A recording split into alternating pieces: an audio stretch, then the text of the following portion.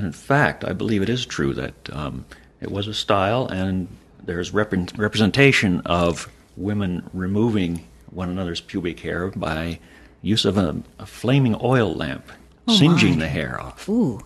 That's true. Yes, well, Yeah. What we haven't really talked about so much is this idea of her as the love goddess. What were the different kinds of love that people would have been thinking about? Plato has many ideas about this, and he has his own ideas, but also represents what would have been a broad array of opinion on the nature of love. There's a fundamental distinction that is made by several speakers and picked up by Plato and elaborated even further, that there's a higher and lower form of love.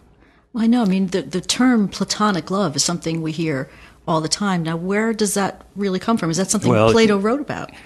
It is. It's usually used to mean intellectual, spiritual, non-sexual kind of bond. And it's in the Phaedrus where this becomes explicit in Plato that the highest form of love is between two philosophical souls who never actually consummate their relationship sexually.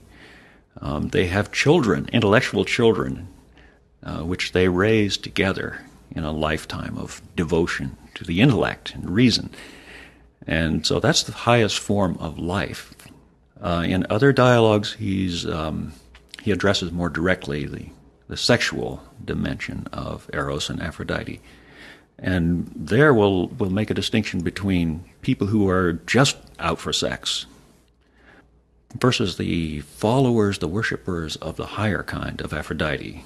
And these are people who are not, they do enjoy sex, but included in the relationship and the higher purpose of the relationship is development of the character of the beloved, which usually is a younger party, an older man who is cultivated, distinguished gentleman, and the younger beloved boy.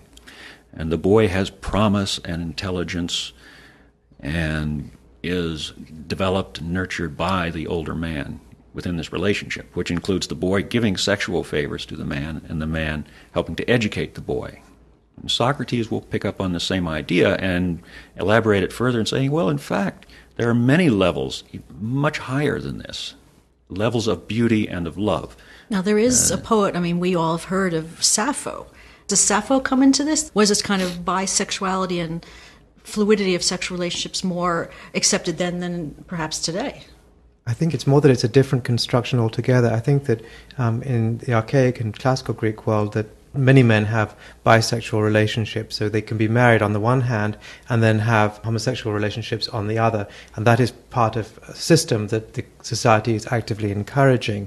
It's the education that you're talking about, that the younger boys learn from the older men about all manner of things. There are also lesbian relationships, of whom Sappho is the most famous exponent from the ancient world, but it seems to me that those are rather less common than they probably are today. Now, Sappho, I remember you were saying, Jasper, that she did some poetry herself to Aphrodite. So she's asking for some help from the goddess for some girls that she's after. Mm-hmm. So were these poems circulated a lot in antiquity? Vastly. Most of them are love poems. Many of them are hymns addressed to Aphrodite. Well, you brought one today, didn't you?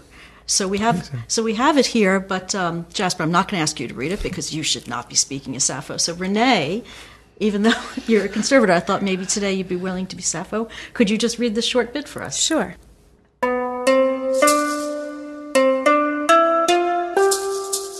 Immortal Aphrodite, I entreat you, come here. Who wrongs you, Sappho? If she runs away, soon she shall pursue. If she does not accept gifts, why, she shall give them instead. And if she does not love, soon she shall love, even against her will. Okay, so here's the story of how this ancient love goddess lost her head. The story begins in 1836, at which time this statue, still with her head, was in Paris. It belonged to the family of the art advisor to Napoleon. It's not known how he got it. Likely he bought it in Italy, but in any case, he commissioned an engraving of it to be made for inclusion in a new encyclopedia of the most famous pieces of classical sculpture still around. Then, sometime after World War II, the sculpture was sent from Paris to New York to be sold. In transit, the body and the head separated, Remember those old repairs Renee mentioned? Some of them failed. The New York antiquities dealer who received the statue now had it in 2 pieces. He examined them, cleaned away the old repairs, and he decided that the head and the body, though both were ancient, didn't actually belong together. That's because the removal of those old repairs made it seem as if the neck diameters of the body and the head didn't match up. So the antiquities dealer sold the head and the body to 2 different people. Then, in 2002, the head was sold again at Sotheby's, the New York auction house. A few years later, coincidentally, the body also came to Sotheby's to be auctioned, and a member of the antiquities department recognized the body because he had seen that 1836 engraving of the intact statue. Looking back at the engraving, he thought, where have I seen that head before? It looked so familiar, down to every curl on the hair. And then he remembered, and he got in touch with the new owner of the head. The happy ending is that the owner of the head agreed to sell it to whomever was getting the body. So after some anxious bidding at Sotheby's, the Carlos Museum won them both. Now, Renee, you're in a unique position because you've spent a lot of time with this statue, hands-on. So what is the biggest challenge? Well, the biggest challenge that we face is physically reattaching the head.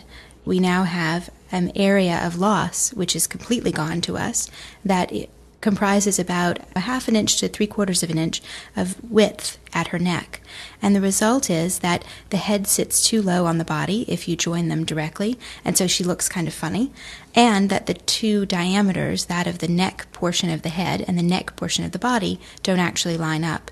But if you suspend the head just 3/4 of an inch above the body, then it's possible to fill in that graduated loss and recreate the neck as it should be. And it's quite convincing. So thanks, everybody, for coming. Thank you, Renee. Thank you. And thanks, Jasper. Thank you. And thank you, Richard. Very much. Thanks, everybody. And I want to say once again that Carlos is on the campus of Emory University, open to everyone. Thanks, everybody.